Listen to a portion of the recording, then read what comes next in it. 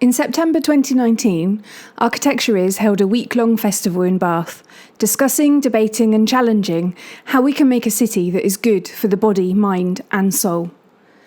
This film discusses the health and environmental benefits of including opportunities for happiness and play for all people in designs for our streets and public spaces.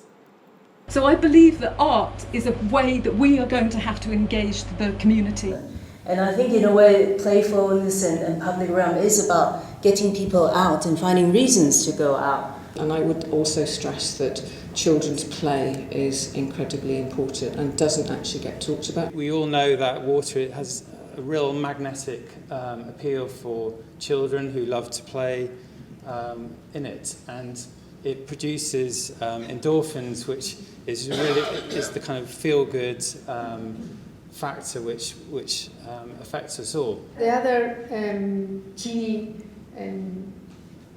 let's say, design expression of water is play. I think we found, to be honest, as designers, we envisaged that people were going to interact with the water, but we didn't think it was going to be embraced so amazingly by children. I mean, even in winter, you can see them jumping into the water, and I think the noise, the rhythm, and the light that water brings into the features are a key attraction to children, and children of all ages, which is a really satisfying experience to see as designers, that people can actually get into the work in that way.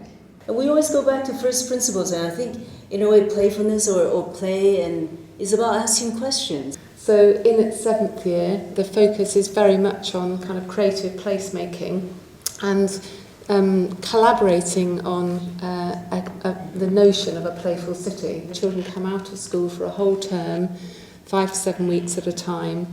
We've worked with 12 schools now over that time, and co-constructing their curriculum together alongside teachers, artists, cultural centres, working with the 12 museums in the city. Quote there from fantastic work that I'm sure most of you know, that went on, or is still going on, in Bogota with the mayor there. There's a lot of child-friendly city work and looking at public realm and making it more convivial. But it's this thing about using children as a kind of indicator species. So if a city is successful for children, it's most likely going to be good for everyone. A recent report from the World Economic Forum has placed creativity, critical thinking, complex problem solving at the top of the agenda for future society. Well, I would say for society now and children now, not just for them in the future in terms of their future work. It's to do with their happiness and their engagement in society now.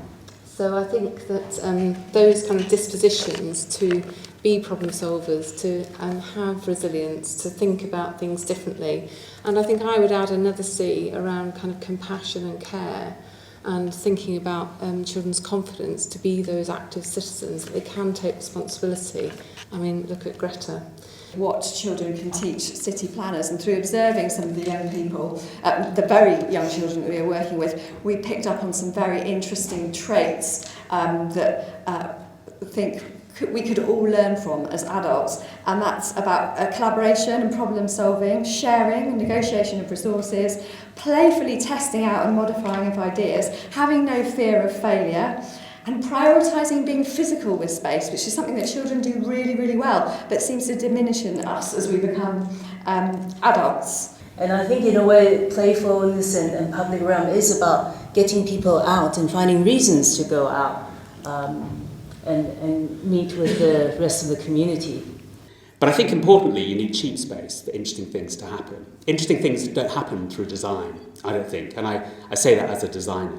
We need more sense of community and belonging. We don't need more impersonal cities, boring streets where nobody interacts.